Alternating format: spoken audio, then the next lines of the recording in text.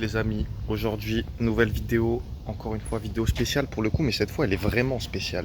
Elle est vraiment spéciale et juste après, là, je viens de finir ma vidéo dégustation d'ONU et aujourd'hui, vous l'avez vu dans le titre, vous l'avez vu, je vous présente ma nouvelle voiture que j'ai achetée sur le marché noir de Los Angeles, sur la marketplace, donc vous n'allez pas être déçus.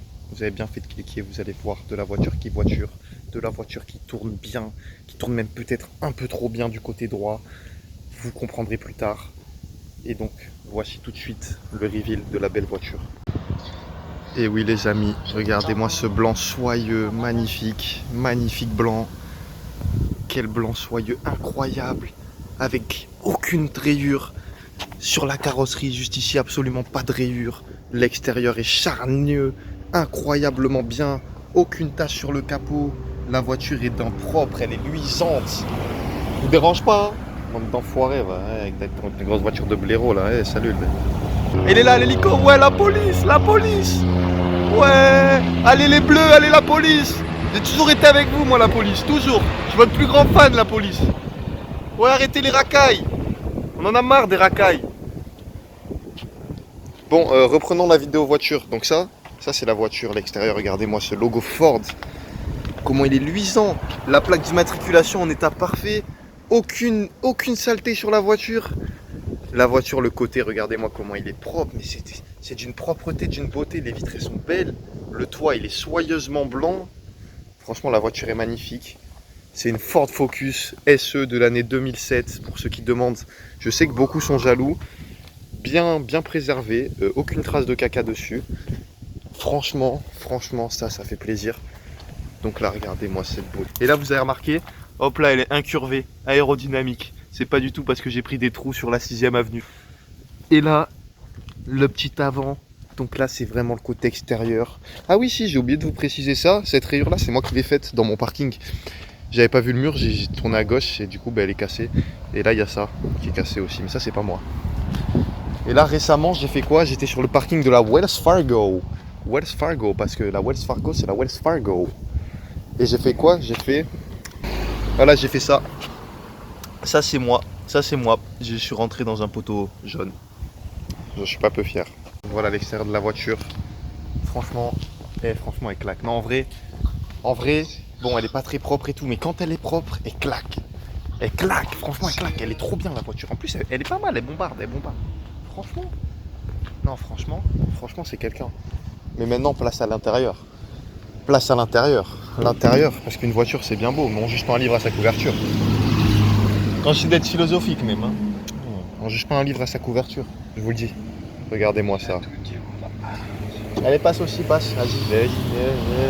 fais-moi le malin. Ouais. L'intérieur, déjà, regardez là. Elle vous accueille chaleureusement, vous rentrez, il y a un bruit de bip. Regardez-moi ça, l'intérieur c'est pas beau. Et voilà la voiture, elle est accueillante à l'intérieur, elle vous accueille avec une sonorité de bip. Je vous expliquerai pourquoi tout à l'heure. Là derrière, regardez-moi, tout super propre. En vrai c'est juste des poches, mais c'est pas très sale, c'est juste des poches. Là il y a mes anciens freins, voilà. Bon, on va rentrer dans la voiture directement. Rentrons dans le vif du sujet de la voiture. L'intérieur. Voilà, quand je ferme la portière, ça arrête de sonner. Voilà, le petit permis de stationner pour West Hollywood. Ça c'est moi dans le rétroviseur intérieur.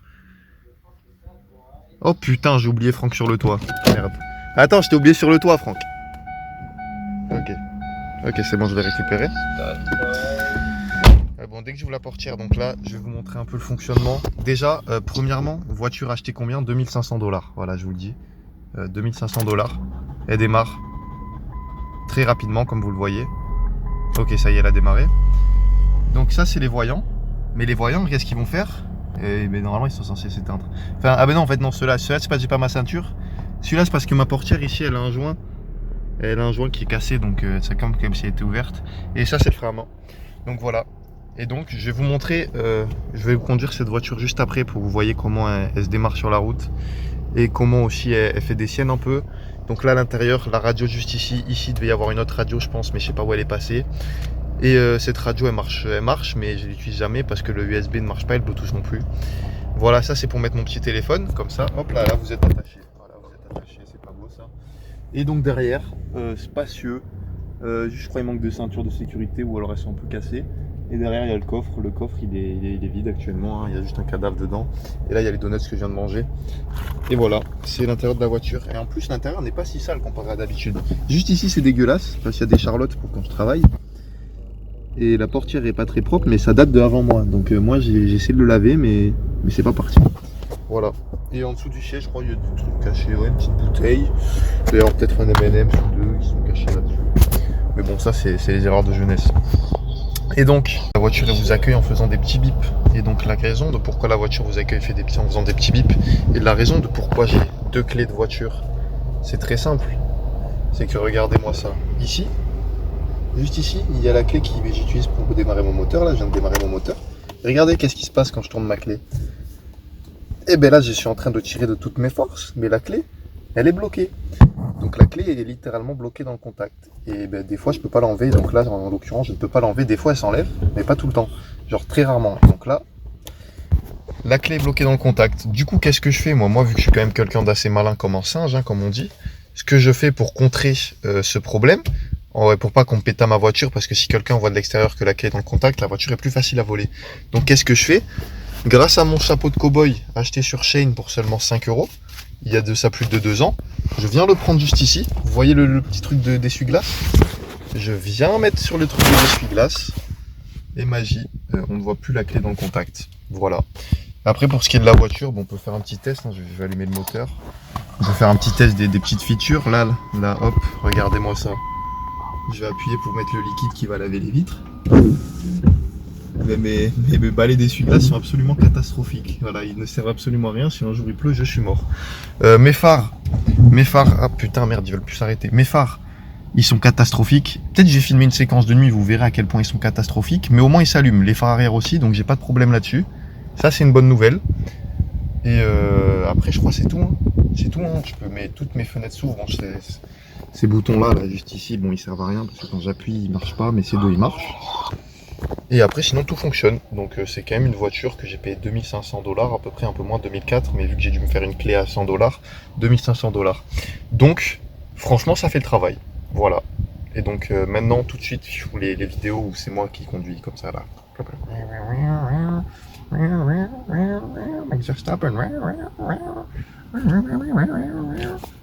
Ma voiture de nuit, les petits cadrans en lumière, je vous avais promis de vous montrer l'efficacité de mes phares, regardez bien. Regardez-moi ça, et encore la route est éclairée là. Je vois vraiment à 5 mètres grand max. Là il y a le petit Waze, ça c'est l'intérieur quand je conduis. Là, on est dans les petits quartiers de Los Angeles, si ça c'est pas beau. Aïe, il est plein phare dans la gueule. Téma-moi ça. Je vais vous montrer après quand je disais qu'elle aimait bien tourner un peu. Oh le stop, oh le stop, oh le stop à l'américaine. Hop les...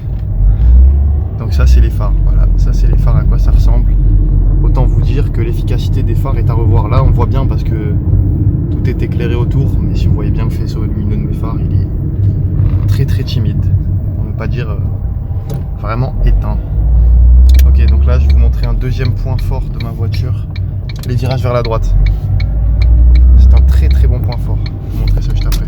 Je vais vous montrer le deuxième point fort de la voiture, regardez le volant, hein, il est bien droit.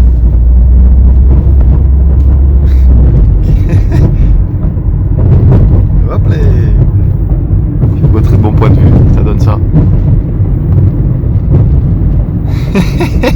Donc voilà, elle aime bien faire des siennes, on va dire. Elle aime bien dévier un petit coup de temps en temps. Ah putain, je pensais que j'allais prendre la freeway. Putain, je prends pas la freeway. Désolé les frères. Putain, je pensais que j'allais prendre la freeway, que j'allais vous faire une petite accel, je vous la ferai après. Les amis, je critique beaucoup la voiture, mais en vrai, elle fait le travail. Bon, elle fait le travail en partant un petit peu à droite. Mais elle fait quand même le travail. Mais franchement, regardez-moi ça, c'est pas sympa quand même. Ça ride Los Angeles la nuit. On a Universal City, parce qu'il y a les Universal Studios. Mais franchement, là on se dirige tout droit vers le In-N-Out. Parce que j'ai vais faire une vidéo dégustation In-N-Out, ça devrait sortir peut-être même avant cette vidéo.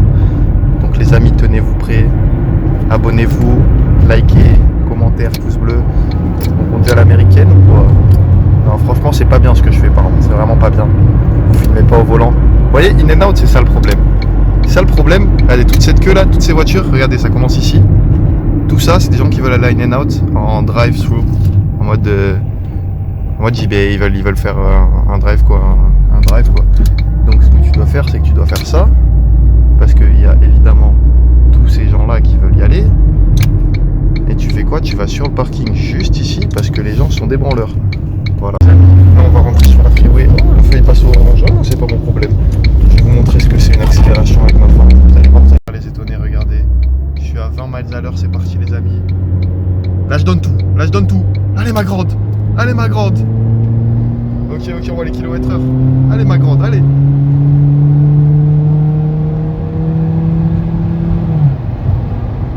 Je suis à 65 miles. 75, elle commence à vibrer. Normalement, la voiture, vous voyez pas, mais elle commence à vibrer. Elle est en train de struggle, comme on dit. Elle a du mal, la petite.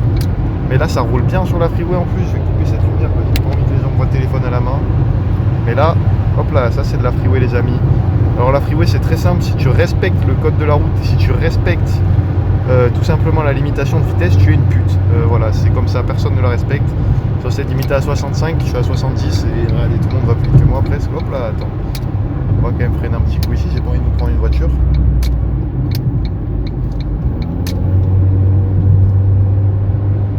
Donc là, il y a du monde en plus, c'est chargé, donc je vais couper la vidéo parce que j'ai pas envie de mourir tout simplement.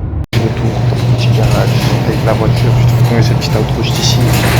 Ah, maintenant j'avais oublié de vous montrer aussi mon petit porte-bonheur sur la voiture. Donc voilà, là on la voit mieux. Et non, franchement, c'est quelqu'un la bagnole.